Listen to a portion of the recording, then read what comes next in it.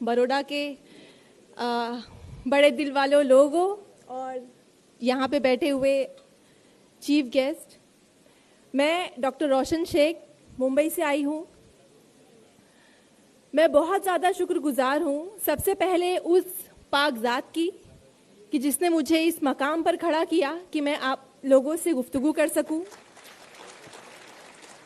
उसी की रहमतों की हर घड़ी कायल रही हूँ मैं, उसी की रहमतों की हर घड़ी कायल रही हूँ मैं कि जिसकी ज़ात ने बख्शी है ये गहराइयाँ मुझको। मैं बहुत छोटा सा अपना तारुफ दूंगी, जैसे कि सर ने नहीं बताया मेरे बारे में। मैं डॉक्टर रोशन शेख 2008 में मैंने अपना एसएससी कंप्लीट किया 92% से, और मेरा बचपन का दीरीना ख्वाब था कि मैं डॉक्टर बनकर लोगों की खिदमत करूं।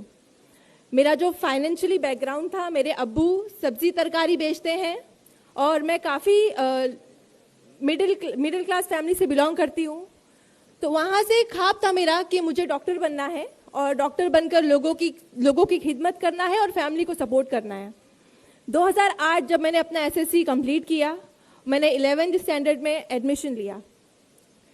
आफ्टर टेकिंग एडमिशन मेरा फर्स्ट ट्राइमेस्टर था, फर्स्ट सेमेस्टर एग्जाम था मेरा, और उस वक्त मैं अपने घर से कॉलेज रोजाना मुंबई लोकल ट्रेन से ट्रैवल करती थी।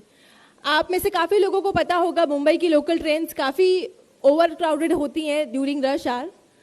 7 अक्टूबर 2008 ये दिन था जो मेरे लिए नॉर्मल था सुबह से, लेकिन जब मैंने ट्रेन अपने कॉलेज से घर के लिए ली, उस वक्त एक लम्हा आया मेरी ज़िंदगी में कि मैं चलती हुई ट्रेन से नीचे गिर गई। और उस चलती हुई ट्रेन में एक लम्हे में मैं बस अपनी सीट से उठकर डोर तक आई, बिकॉज नेक्स्ट स्टेशन मेरा था। और उसी एक लम्हे में, दूसरे लम्हे में मैंने अपने आप को देखा कि जिस ट्रेन में मैं सवार थी वही ट्रेन मेरे आंखों के ऊपर से इतनी नज़दीकी से बहुत तेज़ी से जा रही है। मैंने सोचा नहीं, मैं ख्वाब देख रही हूँ, ये मेरे साथ नहीं हो सकता है। लेकिन वो पूरी ट्रेन, मैं पहले कोच में सवार थी, पूरे 12 डब्बे की ट्रेन मेरे दोनों पैरों को कुचलते हुए चली गई और काफ़ी दूर जाकर रुकी। और मुझे एहसास हुआ कि नहीं, मेरे दोनों पैर कट चुके हैं और वो दोनों पैर उस ट्रेन की चलते हुए टायर्स में कुचले गए। उस वक्त अल्लाह का लाख लाख शुक्र है कि मैं कॉन्शियस थी। मेरे पास सेल फोन नहीं था, मैंने अपने घर वालों को इन्फॉर्म करना था कि मैं इस हालत में पड़ी हूँ विथ हैवी ब्लीड। और उस वक्त मुझे अंदाज़ा हो गया था कि मेरा जो राइट लेग है वो अबाव नहीं कट चुका है और लेफ्ट लेग भी कट चुका है। तो उस वक्त मैं तकरीबन आधे घंटे रेलवे ट्रैक पर पड़ी रही ब्लीडिंग के साथ में। किसी ने मेरी हेल्प नहीं की क्योंकि लोगों को पुलिस का डर था। आधे घंटे बाद मुझे रेलवे हेल्प मिलती है, मुझे गवर्नमेंट हॉस्पिटल लेकर जाया जाता है। और जिस गवर्नमेंट हॉस्पिटल में मुझे एडमिट किया जाता है वहाँ भी अल्लाह की एक मसलियत होती है कि वहाँ पे ऑपरेशन स्ट्राइक होता है और मुझे ट्रीटमेंट नहीं मिलता। सुबह एक्सीडेंट होता है मेरा और शाम तक मैं उसी हालत में पड़ी रहती हूँ विथ सुपरफिशियल ड्रेसिंग बस। और फिर शाम में जब मेरे घर वाले मुझे प्राइवेट हॉस्पिटल शिफ्ट करते हैं, वहाँ मुझे इलाज मिलता है। और वहाँ मुझे एक बहुत अल्लाह के नेक बंदे मिलते हैं, डॉक्टर संजय कंथारिया। उन्होंने मेरा इलाज किया और मैं तकरीबन 2 महीने एडमिट रही। उस 2 महीने में आप सोचिए 16 साल की बच्ची जिसका एक लम्हे में दोनों पैर छिन गए हों, उसके जहन पर क्या बीत रही होगी। और जो लोग इयादत को आते थे वो हमदर्दी के लपेटे में कुछ ऐसे अल्फाज बोलते थे मुझे जो मेरे दिल को छलनी कर देते थे कि मुस्लिम समाज से ताल्लुक रखती है, 16 साल की बच्ची है, 2 पैर कट गए हैं, सारी जिंदगी माँ बाप के ऊपर बोझ बनकर रहेगी। ये जो अल्फाज थे मेरे जहन पे आज भी गूंजते हैं कि मैं सारी जिंदगी माँ बाप के ऊपर बोझ बन के रहूंगी, मेरा कुछ नहीं हो सकता, मुझे दूसरी जिंदगी क्यों अता की अल्लाह ने। वो जो 2 महीने थे मेरे दर्द की शिद्दत से पूरा हॉस्पिटल गूंजता था, लेकिन मैं बहुत शिकवा गुजार थी अल्लाह से कि अल्लाह ने मुझे वो दूसरी जिंदगी क्यों अता की। उस ट्रेन एक्सीडेंट में मैं कोमे में जा सकती थी, मैं अपनी जिंदगी हार सकती थी, लेकिन जो दूसरी जिंदगी अता की, मेरी जो यहाँ पे अम्मी बैठी हुई हैं, मेरी फैमिली ने मुझे काफ़ी सपोर्ट किया, डॉक्टर ने सपोर्ट किया, मेरे स्कूल और असातिज़ा ने इन तमाम लोगों ने मुझे मोटिवेट किया। मेरी अम्मी के चंद अल्फाज हैं जो मैं आप सब लोगों को कहना चाहूंगी। उन्होंने बस एक बात कही, आप सोचिए, एक माँ है, उसकी 16 साल की बच्ची के 2 पैर छिन गए, लेकिन वो अल्लाह से शिकवा नहीं कर रही है, वो अपनी बच्ची के सामने रो नहीं रही है, वो टसवे नहीं बहा रही है, वो बस चंद अल्फाज अपनी बच्ची को बोल रही है कि बेटा अल्लाह की जात पर यकीन रखो, अल्लाह ने जरूर तुम्हारे लिए कुछ अच्छा रखा होगा। जो आप, हम इंसान हैं, अशरफुल मखलूकात भले ही हैं, लेकिन हम फ्यूचर नहीं देख सकते। अल्लाह ने फ्यूचर में जरूर कुछ बड़ा रखा है मेरी बच्ची, बस अल्लाह पर यकीन और भरोसा रखो और अपनी मेहनत जारी रखो। अल्लाह ने आपको डिसेबल किया है, लेकिन इतना नहीं किया कि आप मेंटली डिसेबल नहीं हुई हो। आपके पास दिमाग है, जहन है, आप उसको यूज करो, इंशाअल्लाह आप बहुत कामयाबी पाओगी। बस ये अल्फाज थे मेरी अम्मी के, जिन्हें मैंने दुपट्टे में बांधा और बस मेहनत पे लग गई। और मेरे जो डॉक्टर हैं उन्होंने मुझे नई उम्मीद दिलाई, बेटा तेरे 2 पैर गए, लेकिन इंशाल्लाह एक दिन तू इस तरह चलेगी कि लोग तुझे देख के ताजुब करेंगे कि तेरे 2 पैर नहीं गए हैं, तू एकदम नॉर्मल है। और अल्हम्दुलिल्लाह से मैंने वो सफ़र शुरू किया अपनी कोशिश का, अल्लाह की ज़ात पर यकीन का, और अल्हम्दुलिल्लाह मैंने 11th क्लास क्लियर किया व्हील चेयर पे, 12th 75 से क्लियर किया और CET एग्ज़ाम अपना क्लियर किया, 3rd rank all over Maharashtra in PH category. वो दिन बहुत ही खुशियों का दिन था मेरे लिए, क्योंकि मेरा दीना ख्वाब पूरे होना जा रहा था, बस एक कदम दूर थी मैं। लेकिन वहाँ भी एक आजमाइश आई कि एक क्राइटेरिया है इन मेडिकल एसोसिएशन की, आप 40 to 70% डिसेबल हो तो ही आप मेडिकल के लिए अहल हो। मैं 89% डिसेबल हूँ, बिकॉज मेरे दोनों लोअर लिम्ब नहीं है, एम्प्यूटेड हूँ, तो इसलिए मैं 89% डिसेबल हूँ। मोर देन 70% डिसेबल होने की वजह से मुझे मेडिकल में एडमिशन डिनाई किया गया। ये 2011 की बात है, और 2011 में मुझे डॉक्टर संजय कंथारिया ने एक नई राह दिखाई कि बेटा आपके पास आखिरी राह है, आप बॉम्बे हाई कोर्ट जाओ। उस वक्त बहुत ताज्जुब हुआ मुझे कि एक नॉर्मल इंसान को मेडिकल में एडमिशन या किसी चीज में एडमिशन के लिए एक अच्छा रैंक लाना होता है। मैंने वो लाया, लेकिन बॉम्बे हाई कोर्ट जाकर एडमिशन के लिए डिमांड करना ये नई चीज थी मेरे लिए। लेकिन मैंने अल्लाह पे भरोसा रखा कि अगर मेरी किस्मत में डॉक्टर बनना रहा तो जरूर, क्या पता इसी तरीके से मिले। और मैं बॉम्बे हाई कोर्ट गई 2011 में, मैंने अपना केस दायर किया और अल्हम्दुलिल्लाह अल्लाह का लाख लाख शुक्र है कि मैं वहां पे गिव अप करके नहीं बैठी, बिकॉज बहुत सारे स्टूडेंट मुझसे जो पहले थे वो गिव अप कर गए थे, उन्होंने दूसरी लाइन चूज कर ली। लेकिन मैं बॉम्बे हाई कोर्ट गई और अल्लाह ने उस शख्स के दिल में रहम डाला, चीफ जस्टिस मोहित शाह सर ने मेरे फेवर में अपना जजमेंट दिया। और 2011 में, इन 2011 आई गॉट एडमिशन। जो मेरी अम्मी कहा करती कि तुम्हें बहुत अच्छा रखा है तुम्हारे लिए, वो सच हुआ। मुझे टॉप मोस्ट कॉलेज से GS medical college in KM hospital में एडमिशन मिला 2011 में। और जो 5.5 साल का सफर था मेरे MBBS का, मैंने बहुत कठिनाइयों से सहा, मैंने बहुत दर्द सहे, लेकिन बस एक पॉजिटिव चीज थी मेरे लिए, मेरे दिमाग में, कि जो भी जहनी तौर पर मरीज है इस समाज में, इस कल्चर में, इस सोसाइटी में, जो मुझे ना अहल समझते थे कि मैं MBBS नहीं कर सकती हूँ, मैं बोझ बनी रहूंगी, 89% डिसेबल हूँ, 2 पैर नहीं है, कुछ नहीं कर सकती, मुझे उनको जवाब देना है और मुझे सारे लोगों को प्रूव करके दिखाना है कि 89% डिसेबल होने के बाद भी मैं MBBS कर सकती हूँ। और अल्हम्दुलिल्लाह अल्लाह का लाख लाख शुक्र है कि मैं बहुत प्राउडली कह रही हूँ कि 2016 में मैंने अपना MBBS क्लियर किया सेठ GS मेडिकल कॉलेज से with flying colour, first class से मैंने अपना MBBS क्लियर किया। और जिस वक्त मैंने अपना MBBS क्लियर किया, सारे लोगों को बहुत ही खामोशी से मैंने जवाब दे दिया और काफी उस बात की काफी चर्चा हुई, मुझे काफी नेशनल अवार्ड मिले अल्हम्दुलिल्लाह।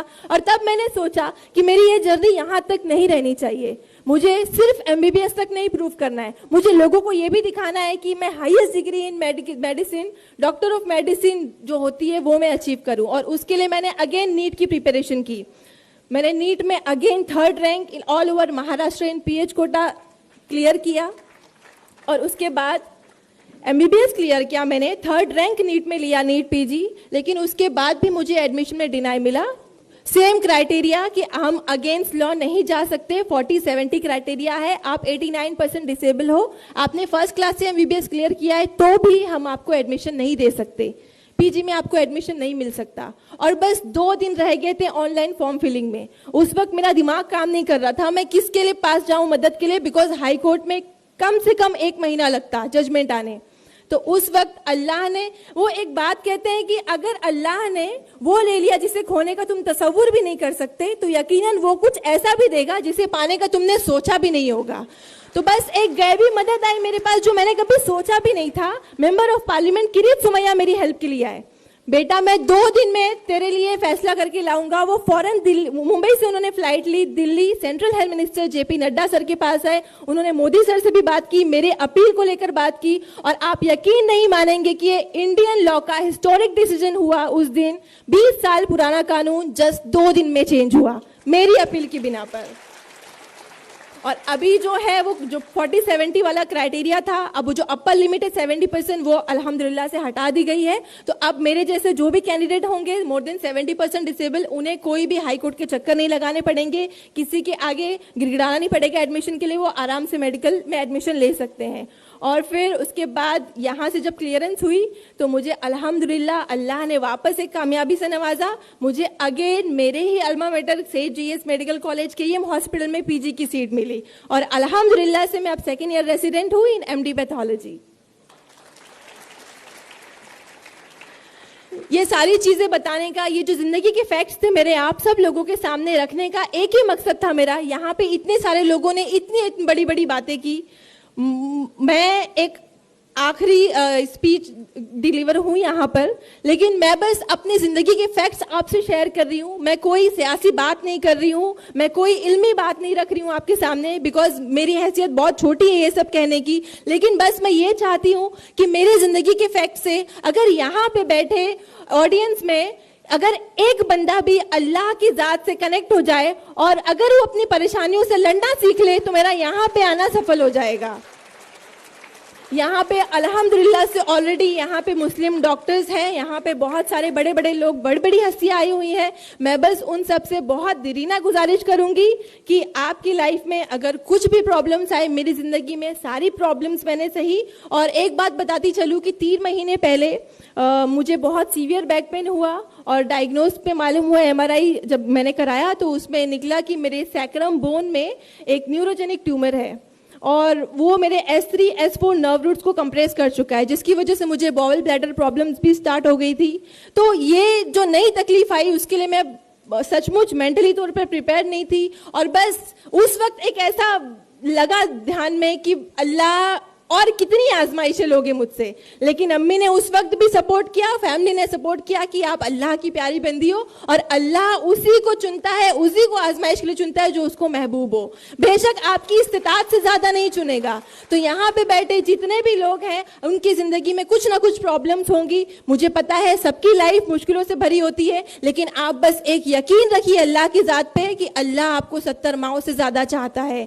एक माँ बुखार आने पर आपकी सारी रात नहीं होती, लेकिन वो तो 70 माओं से ज्यादा चाहता है आपको। इतनी परेशानियों में, इतने दर्द में कैसे छोड़ेगा। मैंने दिन रात रो रो कर गुजारे, लेकिन अल्लाह पर यकीन नहीं डगमगाया। मेरी माँ की उस अल्फाज ने कि अल्लाह पर भरोसा रखो, बेशक आगे बहुत कुछ अच्छा है आपके लिए। और अल्हम्दुलिल्लाह से वो ट्यूमर मेरा रिमूव हुआ, मेरी सर्जरी हुई, मैं 2 महीने बेड रिडन थी, लास्ट मंथ मैंने ज्वाइन किया। अल्हम्दुलिल्लाह से अगेन मैं आपके सामने एज ए डॉक्टर होके मुखातिब हो रही हूँ। अल्लाह की बहुत बड़ी कामयाबी है और बहुत बड़ा एहसान है मेरे ऊपर कि अल्लाह ने मुझे इतनी सारी आजमाइशों के लिए चुना। और मैं बस आपसे एक रिक्वेस्ट करूंगी कि आप लोग अपनी जिंदगी में आने वाली परेशानियों से मत लड़ें, मत डरें और उनसे लड़ना सीखिए और अल्लाह की जात पर यकीन रखना सीखिए। क्योंकि अगर 16 साल की उम्र में 10 साल पहले मैंने गिव अप कर दिया होता कि मेरे 2 पैर नहीं है, मैं करवट नहीं ले पा रही हूँ, तो मैं आज यहाँ पे नहीं होती। मैंने गिव अप नहीं किया, अल्लाह की जात पर यकीन रखा जिसकी बिना पे मैं यहाँ पे हूँ। और बस एक अशार मैं बोलना चाहूंगी हमारे मुस्लिम लोगों के लिए और यहाँ पर बैठे तमाम लोग जो नौजवान आए हैं उन सब के लिए। दस्ते मेहनत से बना तू भी कोई नक्श अजीम। यहाँ पर जितने लोग बड़ी बड़ी हस्तियां आई हैं, आपसे मुखातिब हुई हैं, आप सब लोगों को एक ख्वाहिश हो रही होगी कि काश हम भी ऐसे होते, काश हमारे फैमिली में भी कोई ऐसा मेंबर होता। तो मैं बस आप लोगों से ये बोल रही हूँ कि दस्ते मेहनत से बना तू भी कोई नक्श अजीम, चश्मे हैरत से किसी महल की तामीर ना देख। देख जिंदा से परे रंग चमन जोश बहार, रक्स करना है तो फिर पांव की जंजीर ना देख।